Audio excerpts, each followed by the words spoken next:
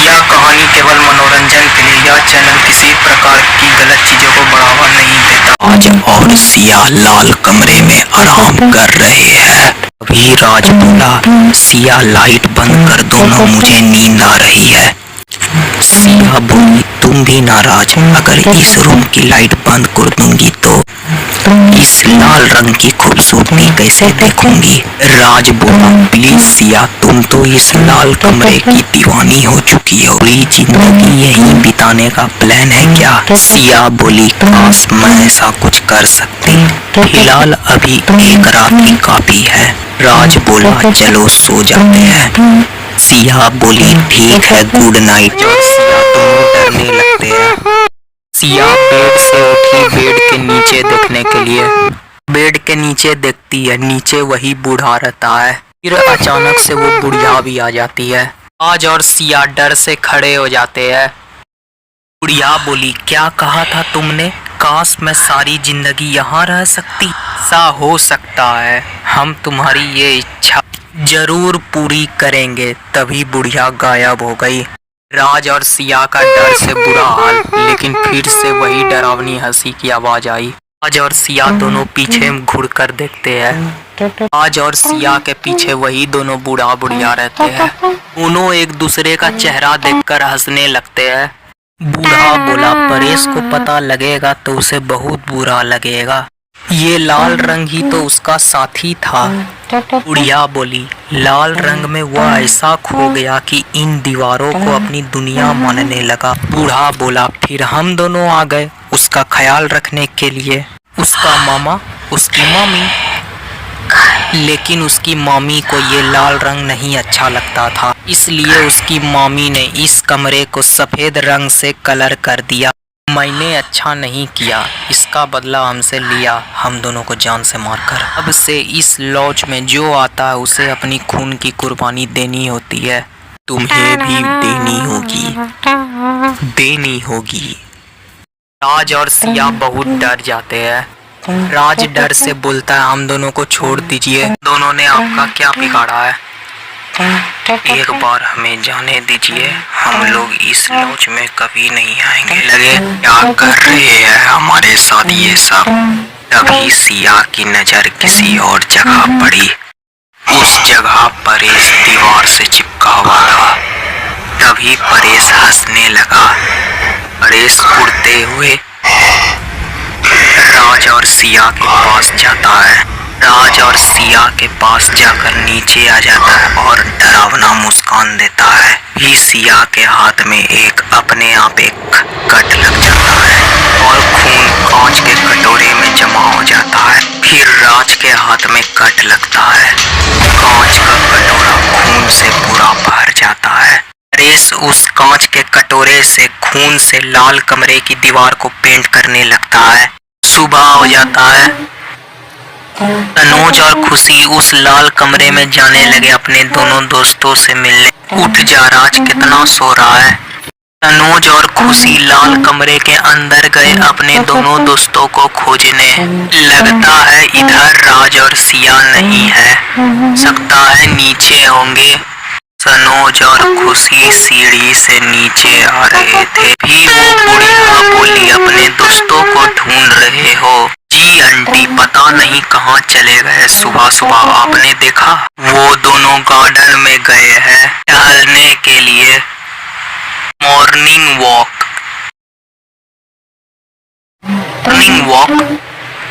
कहाँ चले गए ये दोनों, यहाँ तो कोई भी नहीं है। कहीं वो अंकल आंटी ने मजाक तो नहीं किया। अभी वो दोनों दांत फाड़ फाड़ कर हंस रहे थे। मुझे तो ये दोनों अजीब लगते हैं। मैं राज को फोन करता हूँ। ठीक है। तनोज राज को फोन लगाने लगा। तभी खुशी एक जगह अकेले बैठ जाती है। खुशी की नजर किसी चीज पर पड़ी और वह बहुत जोर से चिल्लाई। तनोज आया और बोला, क्या हुआ खुशी, तुम चिल्लाई क्यों। उस झाड़ी में किसी का हाथ है। हाथ को देखने के लिए सनोज और खुशी उस जगह पर जाने लगे। सनोज और खुशी उस जगह पर देखते वहां सिया की लाश थी। खुशी सिया की लाश देखकर रोने लगी, रो रो कर बोल रही थी, उठो सिया। तभी सनोज खुशी को उदासी से गले लगा लेता है। तभी सनोज का नजर हिलते हुए झाड़ी पर पड़ता है।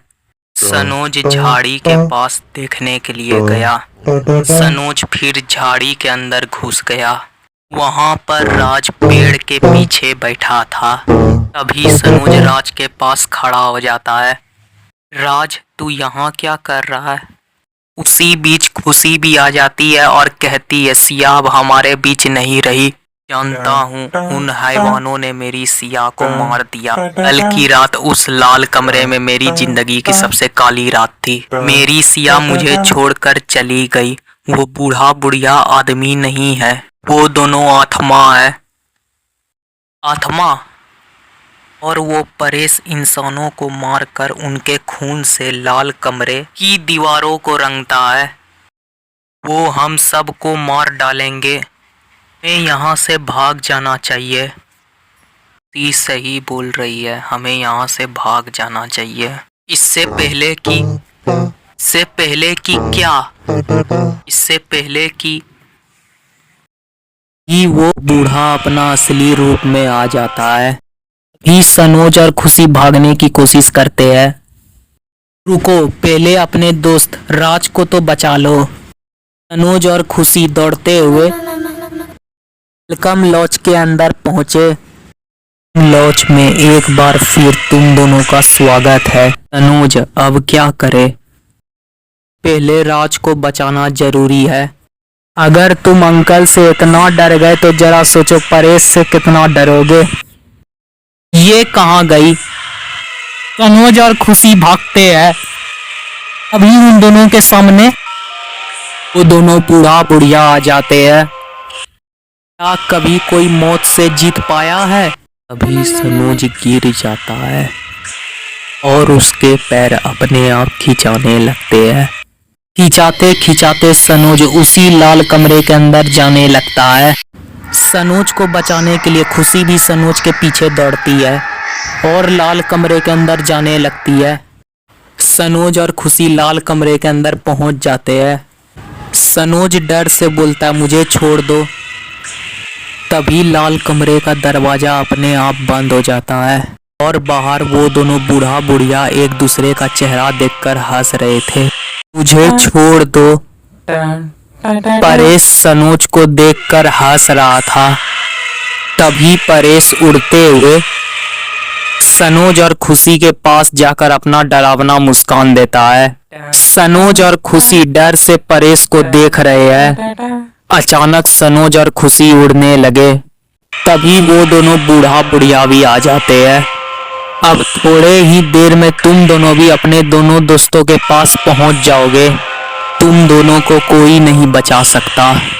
इतना बोलकर दोनों बूढ़ा बुढ़िया हंसने लगते हैं। तभी खुशी के हाथ में अपने आप एक कट लग जाता है और खून की बूंदें कांच के कटोरे में जमा होती है। फिर सनोज के हाथ पर कट लगता है। कांच का कटोरा पूरा खून से भर जाता है। तभी सनोज उस मोमबत्ती स्टैंड को देखकर कुछ सोचने लगता। तभी सनोज के दिमाग में एक उपाय आता है। सनोज अपना कपड़ा को मोमबत्ती स्टैंड के तरफ फेंक देता है। मोमबत्ती स्टैंड गिर जाता है और हर तरफ आग फैल जाता है और उस आग में बूढ़ा बुढ़िया और परेश जलकर गायब हो जाते हैं और सनोज और खुशी बच जाते हैं। और फिर सनोज और खुशी उस गेट को खोलने का कोशिश करने लगते हैं, लेकिन गेट नहीं खुलता है। तभी सनोज गुस्से से मोमबत्ती स्टैंड से गेट पर जोर से मार देता है, लेकिन तब भी गेट नहीं खुलता है। आग बढ़ता ही जा रहा है। सनोज और खुशी एक खिड़की के पास जाते हैं।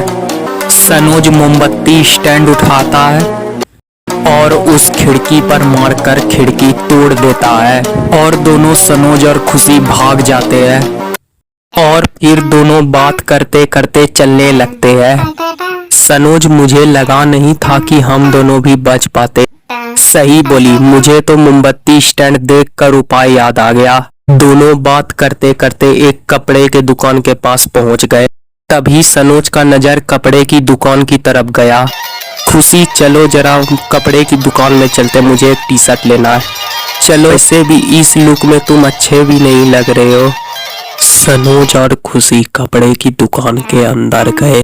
आप दोनों को मैं क्या दिखा सकता हूँ? साड़ी, शर्ट, तुम्हारे पास जो भी अच्छा सा टी शर्ट है वो दिखाओ। ठीक है। दुकानदार 4-5 टी शर्ट दिखाता है। मुझे ये ब्लू टी शर्ट अच्छा लग रहा है, कितना का है? आपने अच्छा टी शर्ट पसंद किया, बहुत मुलायम है, 400 का है। सनोज अपना पॉकेट चेक करता है कि मेरा वॉलेट किधर है। लगता है उस मनहूस वेलकम लॉज के खिड़की से कूदने में गिर गया होगा। सनोज अपना पॉकेट से मोबाइल निकालकर काउंटर पर रख देता है। मुझे पैसे चाहिए, मोबाइल नहीं। मेरे पास देने के लिए ये मोबाइल ही है। ठीक है, वैसे आपके साथ क्या हुआ है जो आप गंजी में घूर रहे हैं? मेरे साथ बहुत बुरा हुआ है। सनोज अपने तीनों दोस्तों के साथ हुआ हादसा बताता है। आप यह टी शर्ट फ्री में ले जाइए, ये कुछ पैसे भी रख लीजिए। आपका नसीब और दिमाग दोनों बहुत तेज था, नहीं तो उस लॉज में जो गया वो आज तक नहीं लौटा। सनोज और खुशी कपड़ा खरीदकर दुकान के बाहर निकले। सनोज, भूख लग रही है, कुछ खाना है। हम दोनों को इतने ही पैसों में घर जाना है। खुशी थोड़ा गुस्सा हो गई। ठीक है, चलो खिलाता हूँ। सनोज खुशी को एक होटल के पास ले गया। दोनों होटल के अंदर गए और बैठ गए। सर, आपके लिए क्या खाने या पीने में लाए? समोसा, चाय, बिस्कुट। एक प्लेट छोले भटूरे और 2 समोसा ला। ठीक है सर। काश इस समय राज और सिया भी होते, मैं उन दोनों को बहुत याद करूंगी। याद मैं भी करूंगा उन दोनों को, हम उन दोनों को नहीं बचा पाए। अब उदास होकर कोई फायदा नहीं है, जो होने का था वो हो चुका है। लाइफ में आगे भी बढ़ना है। ठीक ही बोल रहे हो सनोज, वैसे हम दोनों बच गए, उसका खुशी नहीं है। तभी वेटर उन दोनों का खाना लेकर आ जाता है। देखो, बात करते करते हम दोनों का खाना आ गया। सनोज और खुशी खाना खाने लगते हैं। दोनों का खाना खाया हो जाता है।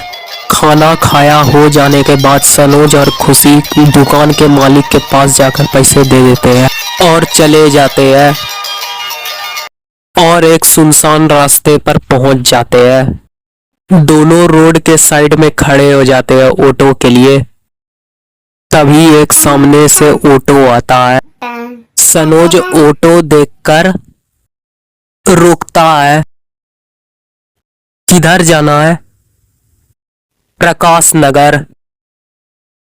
ठीक है, बैठ जाइए। सनोज और खुशी ऑटो के अंदर बैठ जाते हैं। ऑटो में बैठने के बाद खुशी सनोज के कंधे पर अपना सिर रख देती है और सो जाती है। फिर से उठकर सूरज को देखती है। रात हो जाता है। वेलकम लॉज में अभी तक आग लग रहा है। तभी अचानक से एक गिलास गिर जाता है और उसके अंदर से काला धुआं निकलता है।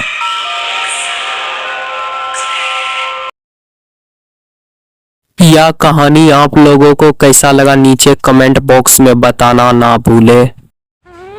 हमारे चैनल मिस्टर भूत वाई पंपकिन को लाइक, सब्सक्राइब और शेयर करना ना भूले।